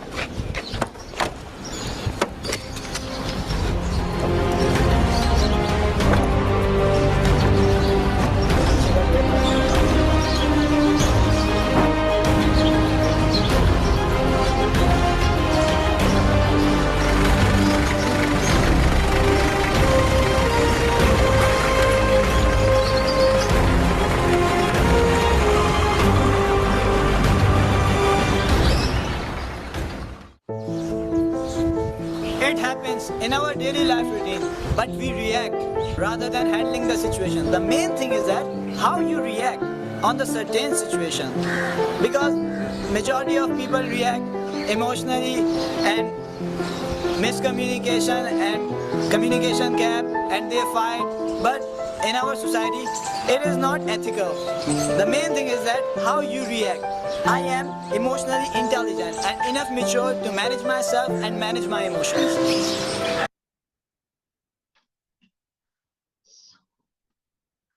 So you can see that how emotional intelligence plays a role. If we are emotionally intelligent or we are able to manage our emotions, our reactions on time, we will be able to avoid so many situations in our life. And that actually disturbs not the surrounding, but our own mental health. When you are in the situation or in a fighting situation with somebody, that actually disturb our mental health only. So we should be able to avoid it, and we should be able to through managing our emotions. Last part of today's discussion is striving for excellence. It is not actually the different part. It is the actually the pathway for which the basic steps are social emotional learning and forming healthy identities, managing your emotions. All these three, they lead to the pathway of striving for excellence. Striving for excellence requires our hard work, our dedication. It's about constantly doing the best and challenging yourself to exceed the norm. The process can be both rewarding and challenging. A sense of accomplishment at the end of each day serves as a powerful motivator. Excellence is essential in today's world, both personally and professionally. When we strive for excellence, we set ourselves apart from our competitor, achieve personal satisfaction, and make a positive impact on those around us. There are certain ways to strive for excellence. First is we should know ourselves, which we already talked in knowing your forming positive identity. We should know ourselves, our strengths and weaknesses. Just sit with yourself alone for some time, have a pen and paper in your hand, write down what are your strengths and what are your weaknesses. Try to improve on your strength, try to minimize your weaknesses. It's okay to have weaknesses. We are human beings, have our strengths and our weaknesses. The only thing which we can do is we can improve on the strengths and we should minimize our weaknesses. That is the way we can push ourselves towards the excellence. Another thing is setting realistic goals. That's what we teach our students also, setting realistic goals up to your potentials. Most of the times we set the bars which are beyond our boundaries. And when we are not able to reach to those goals, we are depressed, we are anxious, we get irritated, frustrated, and that is reflected in our behavior. So the goals should be the ones which are within our potentials, within our aim, and we are able to reach to that. Another important factor for getting into excellence is avoiding procrastination. Procrastination is a common habit which is seen in today's world. We do the things that, okay, it's okay, we'll do it tomorrow, or still the deadline is there. It's another 15 days or another 10 days to reach to the deadline. We'll do it on the last day. That last day will never come. You should do the task when it is there in your hand and when you have time, because it might happen that last day you have something else in your hand which is more important than this task. So procrastination actually deteriorates our skills, our abilities, and puts us a lot of pressure onto us, because the task actually accumulated and that puts burden on us. Take care of your mental and physical health. Physical health is important, we all know, but mental health is again very, very important for us, because when we are mentally disturbed, that affects our physical health too. We should be mindful of the company we keep around yourself. The people, if you have positive and affirmative people around you, they will help you to achieve the better things, achieve high. But if you have some people who are not they are also not moving ahead, and they will not let you to move ahead in your life, that will deteriorate your mental health also, and will not allow you or will not help you to reach to the excellent level of excellence. You should be open to change. This is another important aspect, that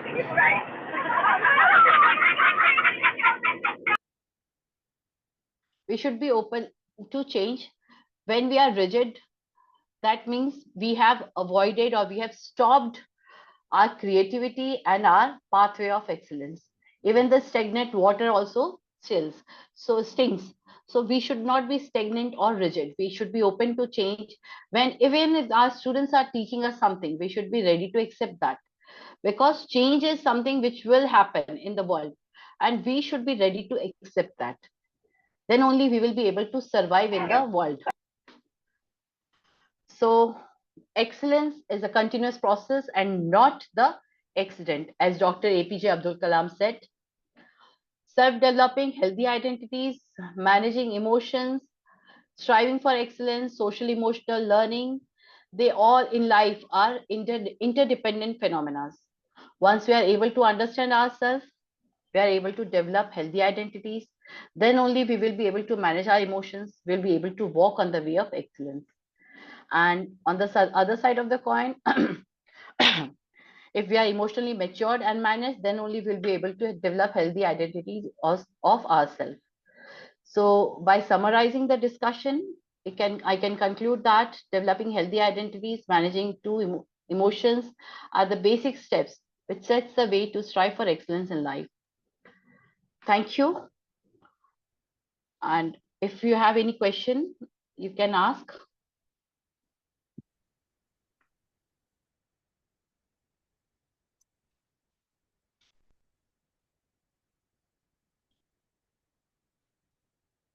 Any questions? Anybody is willing to ask?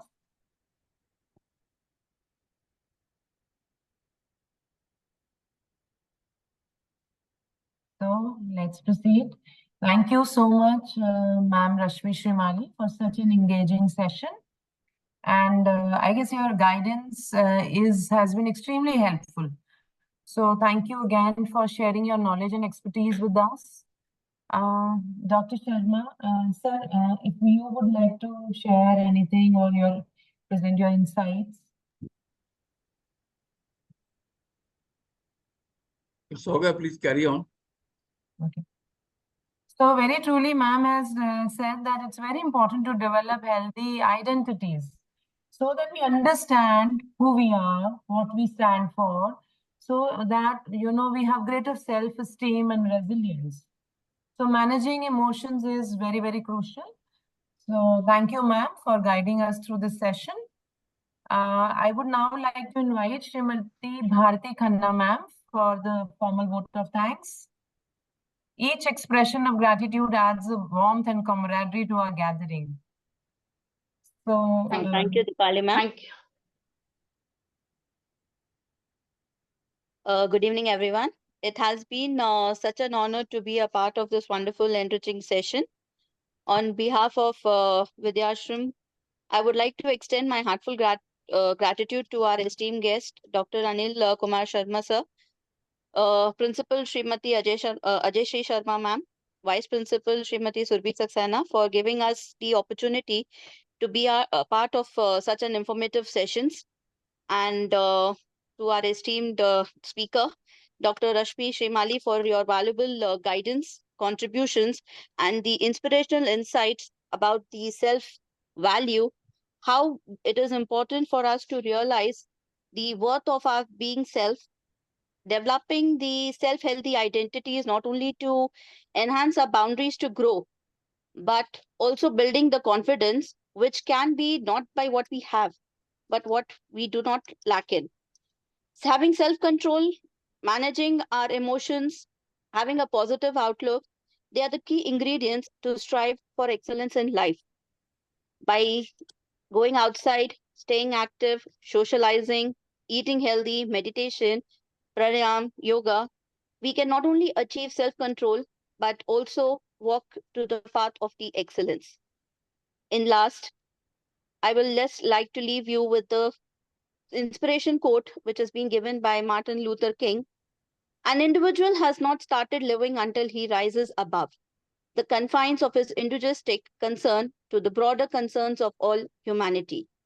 Once again, thank you all. Thank you very much. Thank you so much, ma'am. Thank you, Bharti ma'am. So as we come to the end of today's training sessions, let us conclude it with Shanti Path. The Shanti Path is a prayer for peace, not just for ourselves, but for the entire universe. So let us recite the Shanti Path together and pray for hope, tranquility, and harmony in all aspects of life. ॐ शान्तिरन्तरिक्ष शान्तिः पृथ्वी शान्तिरापः शान्तिरोषधय शान्तिः वनस्पतयः शान्तिर्विश्वे देवः शान्तिर्ब्रह्म शान्तिः सर्वं शान्तिः शान्तिरेव शान्तिः सामा शान्तिरेधि ॐ शान्तिः शान्तिः शान्तिः